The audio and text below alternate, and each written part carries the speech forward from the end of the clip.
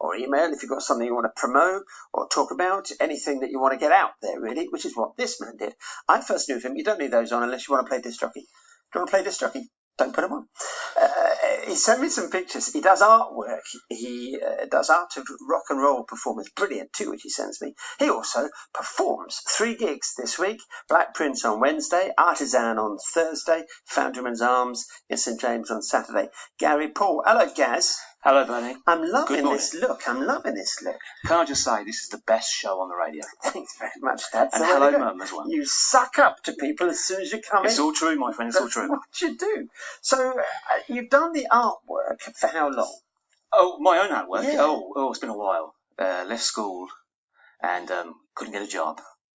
So I did street art originally. I drew on the streets. Yeah. And, oh, yes. Wait, shown any respect? Because you see pavement artists. Well, you do. I used chalks and things, and apparently it was graffiti, so I had to move on from that one. It's frowned upon on the streets, so I moved on from that, and obviously into the world of work. But yeah, on and off, I've done the artwork, and had a brief moment of acting as well. I was a failed artist, Bernie, and I was a failed actor. I'm hoping this is third time lucky with the comedy. Have you done comedy before? I have. I've done stand-up, and I've done improv. It's terrifying, isn't it? It is, but that's a kind of good thing as well. I think it kind of spurs you on a bit. You'd know, because you're a very funny man yourself, no, so you'd know that. As you see, it was a huge shock to me when I first did it. I didn't want to do it, and then I was pushed into it, you know? Yes. Because I've tried to make people laugh all my life on the radio, but you don't see anyone. And that's why I did this, because I was very shy and worrisome. Exactly. But then when you go, and I think you're quite shy too, aren't you? I'm a very, very shy, I'm a very, what's the word? Very introverted. I'm not out there. Are you mysterious? You deep and mysterious? I am. I'm a very sort of sensitive guy as well. Yeah. Well, see, now you're doing this. That's going to be tough, isn't it? Well, no. To be fair, I take your point, but I mean, I encourage all feedback, good or bad. How's it gone down so far? You've done some open mic nights. Okay. Last week you were at the Black Prince, yeah? Well, that was a charity gig I done as myself. They're quite good charity gigs because they kind of feel compelled to be nice to you. But it was a variety night, so I was on there with some really good acts, music, poetry as well. And you went down okay? Yeah, it went okay. I remembered what I was going to say anyway. That's the main thing. Is it written? It was written. Okay, and then I have to remember it. Yeah, this isn't ad-libbing. This is not improv. Yeah, well, no, if it goes wrong, you have to. You have to make out it hasn't gone wrong. Yes. But yeah, it went well. And you've created this character. Tell me about Tony Ramone. Yes. Well, Tony Ramone, he's from Brazil, and he had an amazing epiphany one day where yoga saved his life, as it does many. Nearly did me, to be honest. Nearly. And he wants to obviously spread the word of yoga, and he wants to get out there to the masses and bring it around the world. And he's here in the UK now, and he's here to do the classes, the gigs, and spread the word. He's from Brazil, and yeah, he's got a very nice moustache. He does have a great moustache. You've done a picture of him. This is It has a saucer of milk at night, Bernie. That's a proper full-on moustache. That's me. It's black. It is. Thick black moustache. It is. And you would be of the ginger end of the spectrum? Around the mouth area. Yes.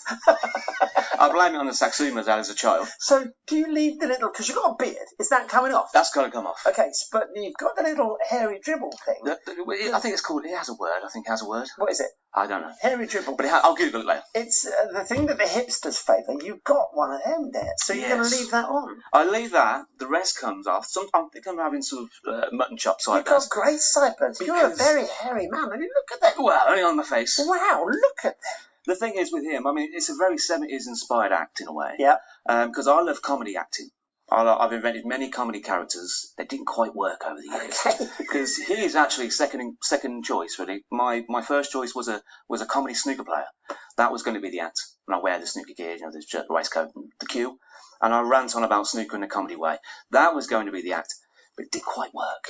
So he's kind of took a life of his own, really. Okay. And I like character comedy. People like Harry Enfield. Exactly. Harry Enfield.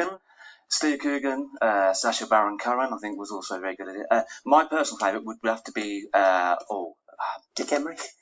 Yeah. I'm inspired by so many people. Kenny Everett, I would also say as well. Kenny, absolute genius, a very comedy guy. With Cupid.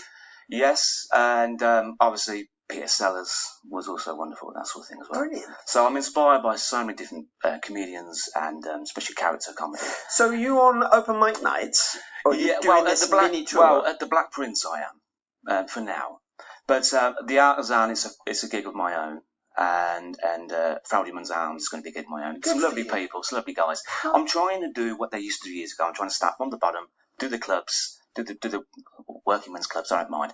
The act I think would work in that environment, and it's very hard today. We live in an era of instant get it out there, and I'm doing the social media as well. Good for you. But I want to also do the like yourself, get the reaction from the crowd, and it's a good act. And I was kind of inspired by disco music, even though I'm a fan of rock and roll. Yeah. But I think the Tony would be a very sort of late 70s, early 80s disco. Do you do yoga on stage? Is that I part used of to. the act? Well, he tries. He does Tony's version of yoga. Does he? And he's kind of made up his own yoga positions.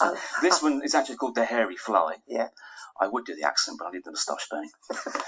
But he's made up many different poses, and they make up the posters. That's actually a limited edition poster there. Is it? Yes, 1 of 100. I believe that's number 23. So hold on to that, Bernie. Pivotal 123, Hold isn't it? on to it, Bernie. It may be worth. It may be worth price of the frame. Well, that £3.50 would be very gratefully received. It's an investment. Very gratefully So received. yeah. So it's Wednesday at the Black Prince. It is. And then your own shows in your own right. The Artizan, which is an Artizan road in Northampton. And then the Foundrymans Arms at St. James, yeah? It is. On Saturday. It is. And I kind of perform with a sort of a partner as well. And he's a local guy called Jason. Okay.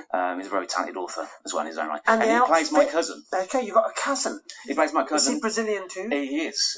He plays a PT, which is actually Ramos Rodriguez Peter Ramone. And he kind of comes on between the acts with a great big moustache. He can barely breathe, Bernie, with that moustache on. And he kind of ruins my act. And I kind of send him away. That's a great thing. Abuse him. And have you given him a backstory? Jason, he doesn't mind. Because David, get to a certain age, you're grateful. Trust He'll me. need pain, but don't worry. People like David, they've built up backstories. Exactly. So, this whole Mooney Ponds thing. Exactly. Clearly doesn't exist, but she created it. Is that what you're doing with Tony? I am. I'm trying to make him as real, because in my mind he's real, but I'm trying to make him as real as I can. And I shot some little videos for him. What does he wear? What kind of outfit? Does he wear a lot of man-made fibres? He does. He does like the ladies' leggings. Does he? He does. You come in on a yoga outfit. Oh yes. Oh, this is going to sell. He does like anything lycra, anything stretchy. Well, and he does like a sort of like an 80s sort of think John McEnroe.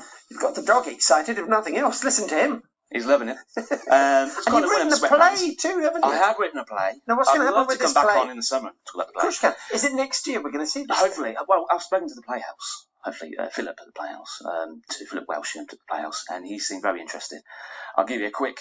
It's set in the 80s. It's a comedy, supernatural comedy, and a musical as well. And I've written a lot of 50s music to be played into the play. So 3 parts, yeah, 3 characters. It is. Only 3. It's a couple who have a honeymoon at a haunted hotel. The hotel room is haunted by a ghost of a 1950s rock and roller who died sadly in the room, by the name of Bud Cash. See what I've done there? You're very clever. It's okay, but I've written a rockabilly record for the singer as well. Have you really? He haunts the room, and a love affair begins between him and the wife of the couple, and they cheat behind the poor fella's back with the ghost. But there's some really wonderful stuff in it. Very funny. Oh, I'd say it's very funny. I've written a lovely scene where they obviously dance together, and I've chosen a Coasters track for that scene to be played. And there's some really great Platters on there, the Diamonds, all the great rock and roll. I'm playing you the Platters this Saturday, I think, aren't I? That was inspired by. Yeah, hopefully. Okay, yeah, that's coming on. I know you get many requests. Yeah, I do. But, mainly to stop talking. But yeah, I'll get it on Saturday. I will. But yes, thank you. Very good. Well, listen, you can see what Garry does. He's on Facebook. Garry is with 2 R's because you like an affectation. My mum wanted to be awkward. Job done. Garry No, Paul, she's a lovely lady. You're looking for. What's your mum's name?